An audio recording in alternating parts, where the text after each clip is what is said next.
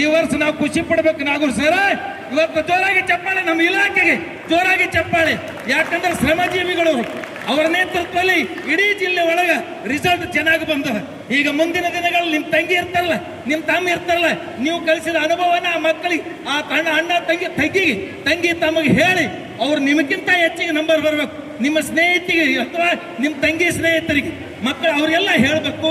ಹೇಳಿ ನೀವು ರಿಸಲ್ಟ್ ಮತ್ತೆ ತರಬೇಕನ್ನುವಂತ ಮಾತನ್ನು ಹೇಳಿ, ಕಳಬೇಡ ಕೊಲಬೇಡ, ಹುಸಿಯನ್ನು ನುಡಿಯಲು ಬೇಡ, ತನ್ನ ಬಣ್ಣಿಸಬೇಡ, ಇದಿರು ಅಳೆಯಲು ಬೇಡ, ಇದೇ ಅಂತರಂಗ ಸುದ್ದಿ, ಇದೇ ಬಹಿರಂಗ ಸುದ್ದಿ, ಇದೇ ನಮ್ಮ ಕೂಡಲ ಸಂಗಮ ದೇವನೊಲಿಸುವ ಪರಿ.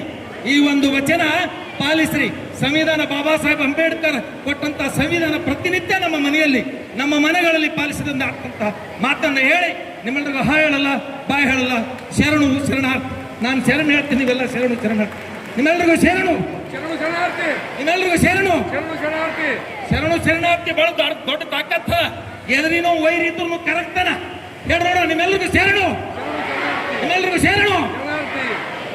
ಉಡುಪಿ ಗುಂಡೇರಾವ್ ಸರ್ ಅವರಿಗೆ